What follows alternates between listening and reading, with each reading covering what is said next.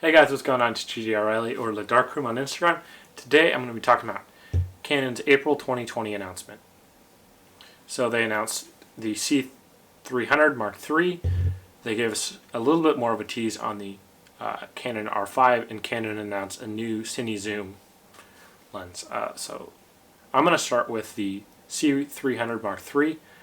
I'm happy to see it's reusing the old, or the not old, but the C500 Mark II body, which is great because then Canon's not making 10,000 different accessories. So I'm happy to see that they're reusing that body. Sensor looks good. It's got a bunch of cool features to allow a much higher range of ISO and dynamic range. Looks like a wonderful camera. But Canon still hasn't updated their low-end cine line since 2016, so still waiting on a C100mkIII. Next up with the Canon R5. So the Canon R5 is confirmed to shoot 8K at 30, 4K at 120, both with no crop, which means we're looking at a 45 megapixel sensor on it or so.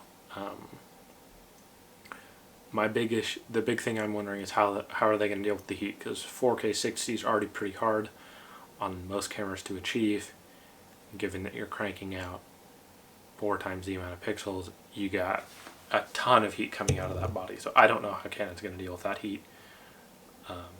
That's kind of my big worry, is that they're going to be like, here's this amazing camera that you got to run in 15-degree AC rooms. It'd be kind of bad if you can run it at its full potential, or you get 2 minutes.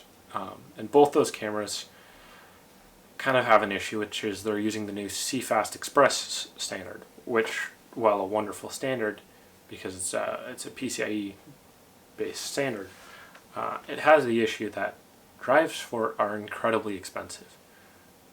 Looking at prices, drive prices are just incredibly expensive for what they are, and you need huge drives for these cameras. For the C300mkIII, the C500mkII, and the Canon R5 are all going to need huge drives if you're trying to record at their max resolution for any sustained amount of time, given that the 1DX Mark III just destroys memory cards. It fills up a 256 or a 128 gig card in under half an hour.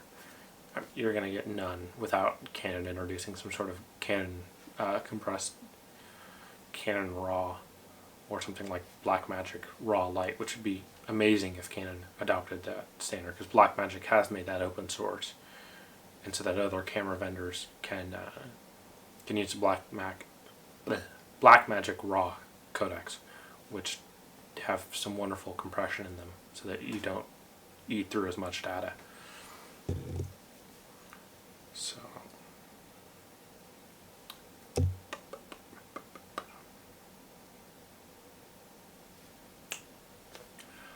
okay, so there are my thoughts on Canon's April 2020 announcement. I'm excited to see what comes out of this R5.